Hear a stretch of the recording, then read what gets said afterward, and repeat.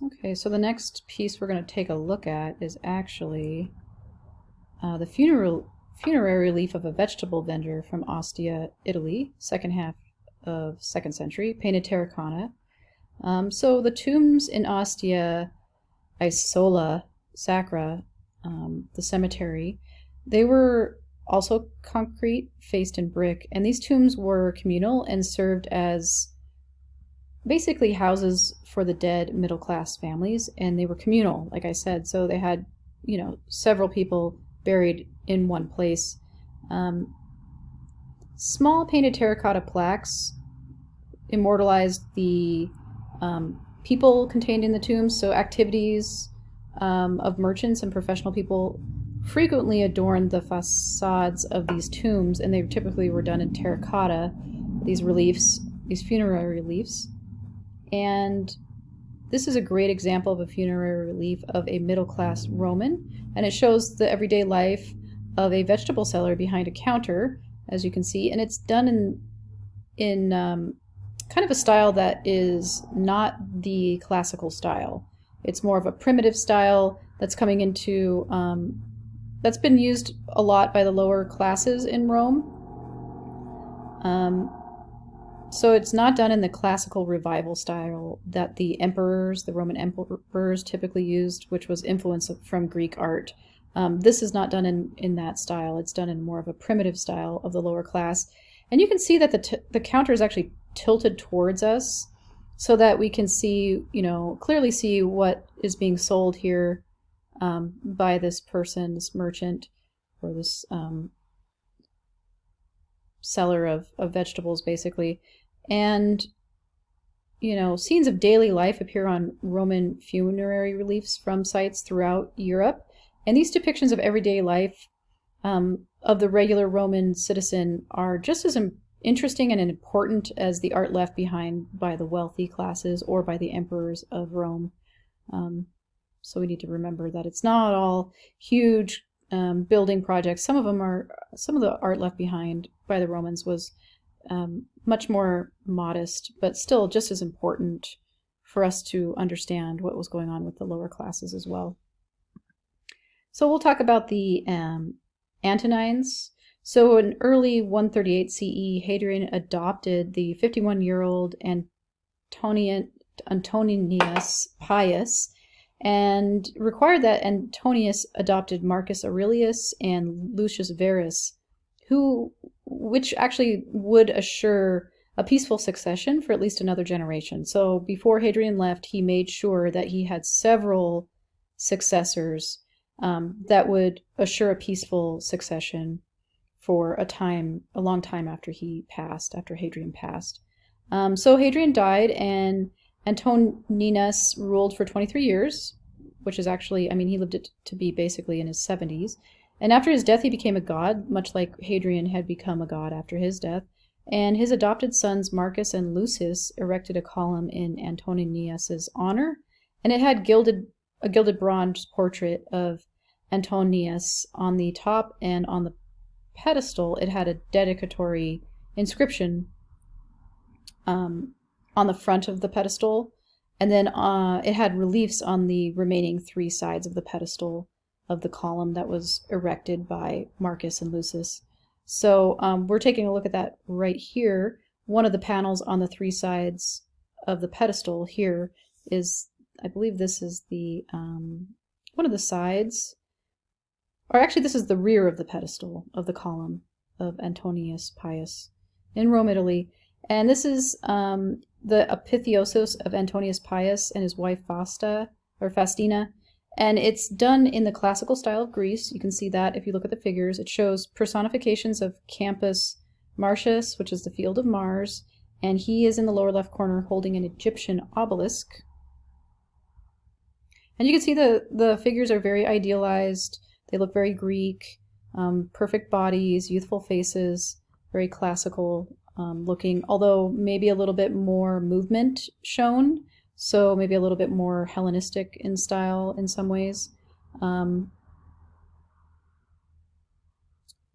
Although in the book they're saying it's the classical style of Greece. And Rome is actually personified, and she's leaning on the shield to the right here. I think she's suckling some wolves as well. Baby wolves. They're hard to see, though. Or maybe that's here. Sorry. The wolf on the shield suckling the Romulus and Remus. And she waves goodbye to Antonius and his wife. And we're not quite sure who the winged figure is. And what's new about the scene is the joint apotheosis shared by Antoninus and his wife Faustina. And she had actually died 20 years earlier than him. But the scene implies that they were reunited in the afterlife. And this is kind of a unique thing up until this point to show this joint apotheosis, which is the them going up and ascending into the afterlife, basically. And we're going to take a look at some of the other pedestal scenes from the column of Antonius Pious in Rome, Italy. The remaining two sides of the pedestal actually depict the decursio, which is the ritualistic circling of the imperial funeral pyre. So Roman emperors during this time were still being cremated, and they made a funeral pyre with the bodies on that, with the body on there, and then they would start that on fire. So the decursio scenes show them ritualistically circling that funeral pyre, which was something that they did. It was a ritual that they did when the emperor died. And these scenes are not done in the classical style at all, unlike the rear scene. The figures are kind of stocky. They don't share a common ground line. They're all on a different ground line, which seems like we're reverting back in time before Greece actually started ordering everything, ordering scenes and having common ground lines and those kinds of things. So, and this is the first time in Roman empirical art that this type of style is used. And it's basically the style that the lower classes would have used in their art. So now even high-class artists are actually reverting to the style that the lower class were known to have used extensively. Or even back in the day, they would use this type of style without the common ground line.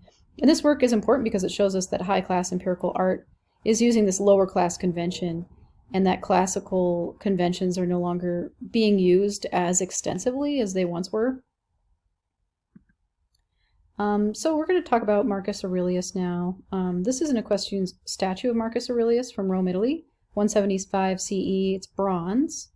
It's over life-size, I believe, and it shows him as being very large in relation to his horse, and he's actually holding his arm out in greeting and an offer of clemency or mercy, because beneath the horse's raised right foreleg there used to be an enemy cowering underneath that, begging the emperor for mercy, and he does grant mercy or clemency to that person with this gesture, and it's also a gesture of greeting as well.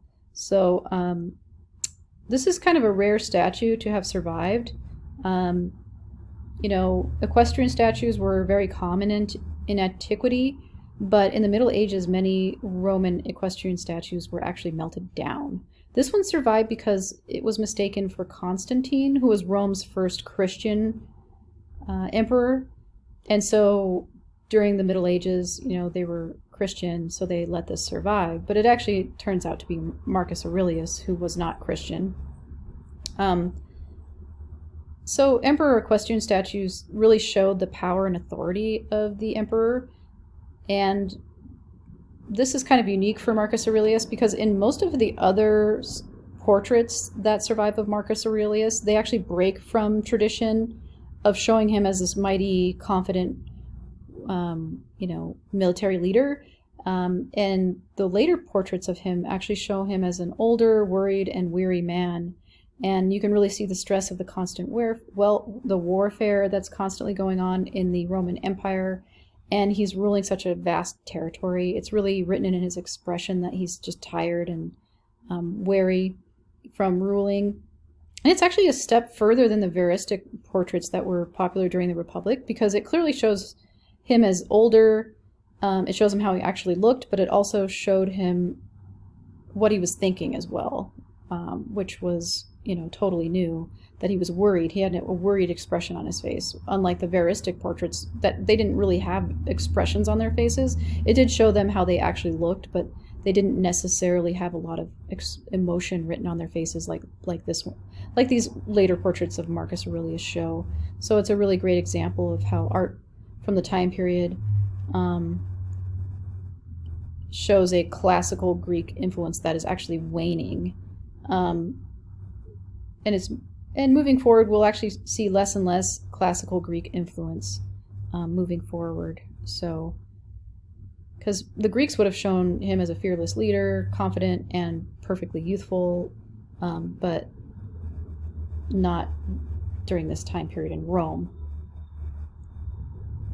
Another thing to note is that the Romans begin burying their dead instead of cremating their dead. This is probably due to the influence of Christianity. Emperors during this time still were cremated, but the Roman public often opted for burial, which led to an increase in sarcophagi, actually. So we're going to talk about sarcophagi here, moving forward for a little bit here. Greek mythology was a popular subject for Roman sarcophagi in the late 2nd and 3rd centuries.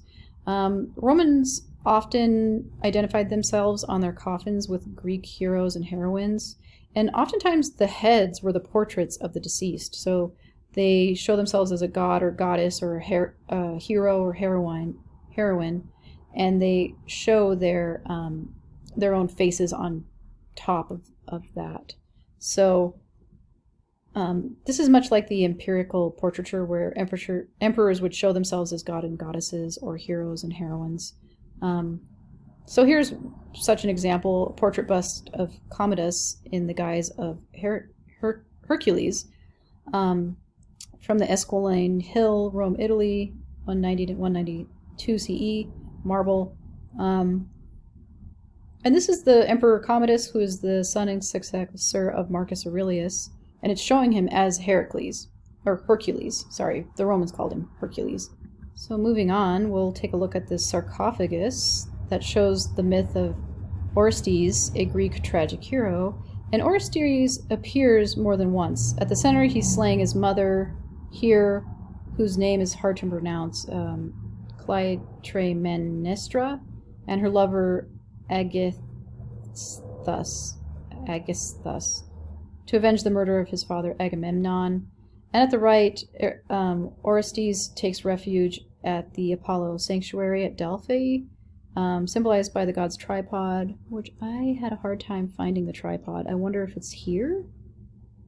Because this guy looks like the same guy. He's still holding the sword, so that's definitely Orestes, but could not find the tripod. I'm guessing this must be it here.